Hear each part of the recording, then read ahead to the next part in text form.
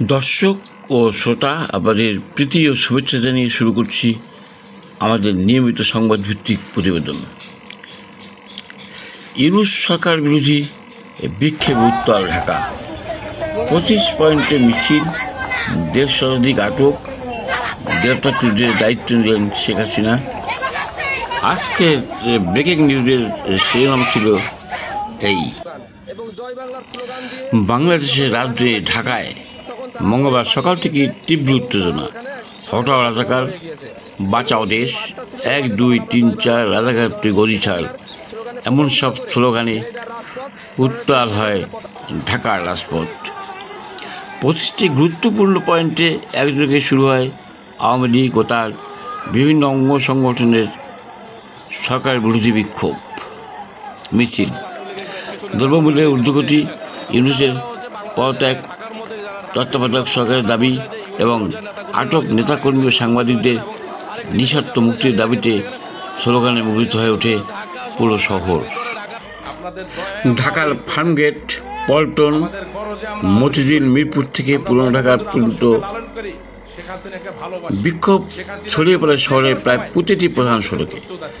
পুলিশের সঙ্গে ব্যাপক ধস্তাধস্তি, সংঘর্ষ, টিয়ার সেল নিক্ষেপ ও নেতাকর্মীদের আটক করা হলে সকালের ব্যস্ত রাজধানী মুহূর্তে রণক্ষেত্রে পরিণত হয়।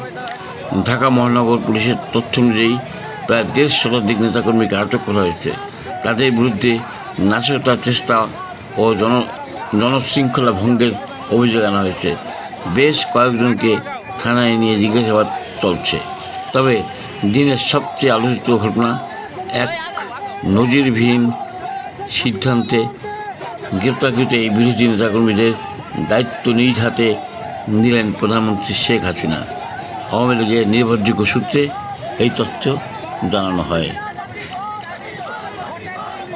মানবিক দিক বিবেচনা করে তিনি নির্দেশ দিয়েছেন যেন আটক নেতাকর্মীরা যথাযথ আইনি সহায়তা পান এবং তাদের মৌলিক অধিকার রক্ষা করা হয়।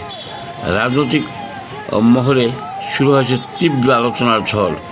কেউ উদার পদক্ষেপ বলছেন, আবার কেউ দেখছেন এটিকে এক নতুন রাজনৈতিক কৌশল হিসেবে। ঢাকার রাজনীতিতে যেন ফের এক নতুন মোড়ে দাঁড়িয়েছে।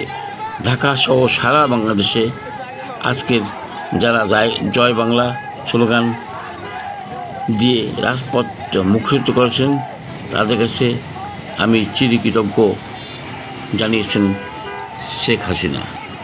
এই 25টি পয়েন্টে গণমিছিল ছাড়াও সিটি শহর সহ সারা দেশে আওয়ামী লীগের উদ্যোগে ব্যাপক গণমিছিল ও আন্দোলন শুরু হয়েছে। এই আন্দোলনে অবৈধ ইউনূসের সিংহাসনে কাঁপন ধরিয়েছে। ভয় জব ক্যালকাটা।